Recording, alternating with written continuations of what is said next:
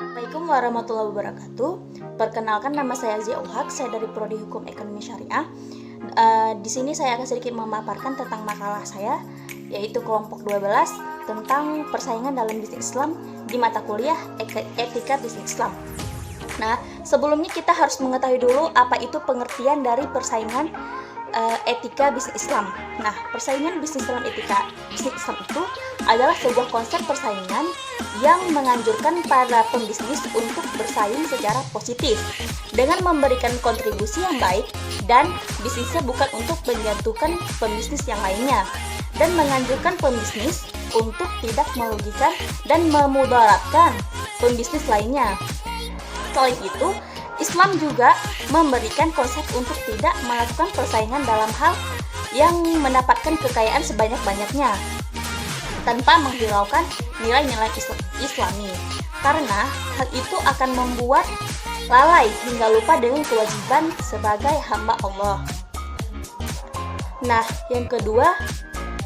poin yang kedua itu ada pihak-pihak yang bersaing. Manusia merupakan pusat pengendali persaingan bisnis. Ia akan menjalankan bisnisnya terkait dengan pandangannya tentang bisnis yang digelutinya itu. Hal yang terpenting yang berkaitan dengan faktor manusia adalah segala motivasi dan landasan ketika ia menjalankan praktik bisnisnya, termasuk persaingan yang terjadi di dalamnya. Bagi seorang muslim, bisnis yang dia lakukan adalah dalam rangka memperoleh dan mengembangkan kepemilikan harta. Nah, di sini ada beberapa etika bagi si pelaku perdagangan dalam Islam. Yang pertama, seseorang itu harus jujur. Yang kedua, amanah.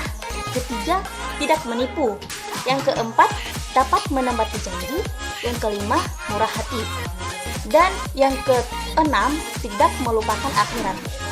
Bagaimana sih dari segi cara bersaing itu ada di poin ketiga. Nah, berbisnis adalah bagian dari muamalah, karena berbisnis tidak lepas dari hukum-hukum yang mengatur muamalah.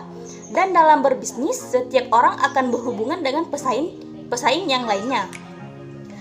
Rasulullah SAW memberikan contoh bagaimana bersaing dengan baik. Ketika berdagang, Rasul tidak pernah melakukan usaha untuk menghancurkan pesaingnya.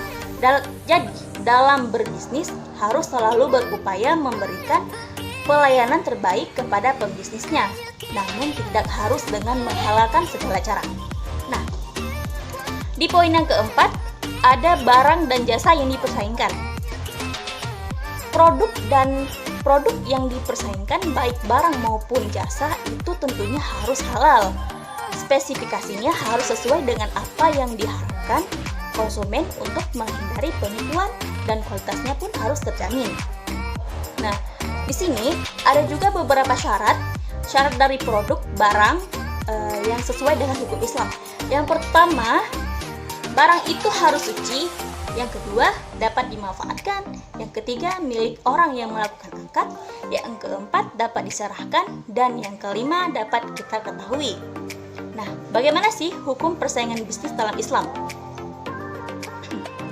Dalam ajaran Islam juga terdapat aturan-aturan dan falsafah yang tegak di atas asas persaudaraan antar manusia dan menganggap mereka semua sebagai satu keluarga. Sebagaimana kita mengambil sabda Rasulullah SAW, jadilah kalian hamba-hamba Allah yang bersaudara. Hadis riwayat Ahmad dan Muslim. Dan dengan berpegang pada asas tersebut, maka pembisnis muslim satu dengan pembisnis lainnya diharapkan dapat saling menghargai dan menghormati di antara mereka. Sekian dari saya. Jika ada kekurangan, mohon maaf. Assalamualaikum warahmatullahi wabarakatuh.